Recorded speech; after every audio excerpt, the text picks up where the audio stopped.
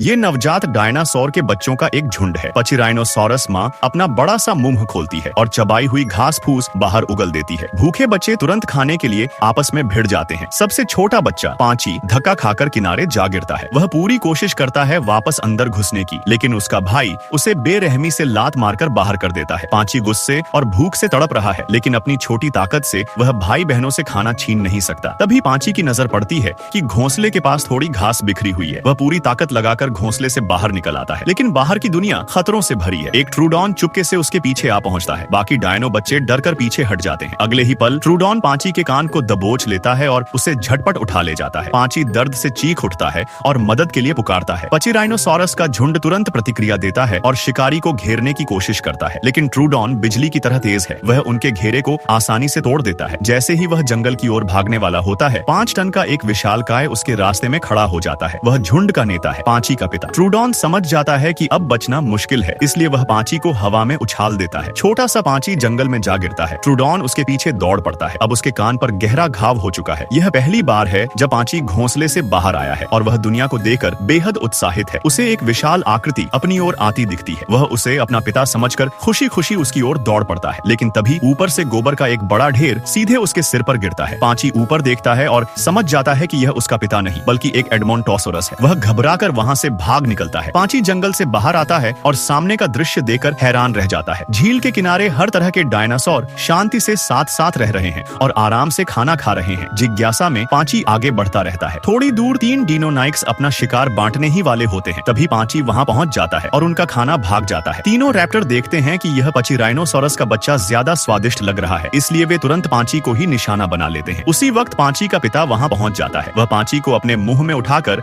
वापस घोंसले में ले जाता है, लेकिन पांची से बदबू आ रही होती है। उसके भाई बहन तुरंत उससे दूरी बना लेते हैं। कुछ महीने बीत जाते हैं। पांची और उसके भाई के बीच आकार का अंतर और भी बढ़ जाता है। वह देखता है कि उसका भाई आसानी से एक छोटा पेड़ गिरा देता है। पांची भी खुद को साबित करना चाहता है, लेकिन वह उंगली जितनी पतली टहनी को भी नहीं हिला पाता, उल्टा उसी में फंस जाता है। उसका परिवार बस बेबसी से सिर हिला सकता है, लेकिन पचिराइनोसोरस सामाजिक जीव होते हैं। चाहे पांची कितना भी कमजोर क्यों न हो, उसका परिवार उसे कभी नहीं छोड़ता। जैसे जैसे मौसम ठंडा होता है, पचिराइनोसोरस का झुंड लंबी यात्रा पर निकल पड़ता है। दानवों के इस युग में अकेला शाकाहारी रहना बेहद खतरनाक है। झुंड एक विशाल गठन बनाता है, जिसमें सबसे कमजोर बच्चों को बीच में सुरक्षित रखा जाता है। यह व्यवस्था ज्यादातर शिकारियों को दूर रखती है, लेकिन जब एक शक्तिशाली टायरानोसोर सामने आता है तो इतना बड़ा झुंड भी उसका सामना नहीं कर पाता। अब उनके सामने ऐसा संकट खड़ा होने वाला है जैसा उन्होंने पहले कभी नहीं देखा।